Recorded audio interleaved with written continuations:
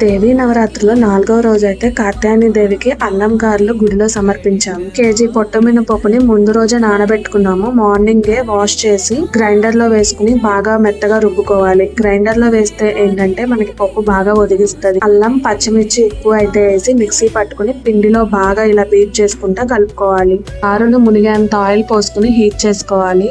చేతులు తడి చేసుకుంటా పిండితో అయితే ఇలా గారెలు చేసుకుని వేసుకోవాలి. నేను ఒకసారి అయితే గారెలు వేయడానికి ట్రై చేశాను. నాకైతే అసలు హోల్స్ పెట్టడానికే రాలేదు. ఇంకా అప్పటి నుంచి ఎప్పుడు ట్రై చేయలేదు. ఈసారి అయితే మా అమ్మ దగ్గర గారెలు ఎలా వేయాలనేది నేర్చుకున్నాను. ఇప్పుడు మా అమ్మ ఉంది కాబట్టి గారెలు వేయడం బానే వచ్చింది. నెక్స్ట్ టైం నేను ట్రై చేసినప్పుడు వస్తాయో లేదో చూడాలి. గారెలని ఇలా తిప్పుకుంటా వేయించుకుని గోల్డెన్ బ్రౌన్ వచ్చాక తీసేసుకుంటే సరిపోతుంది. నేను వేసిన గారె చూడండి ఎలా వచ్చిందో. పర్లేదంటారా, బానే వేసానంటారా? కామెంట్ సెక్షన్ లో చెప్పండి.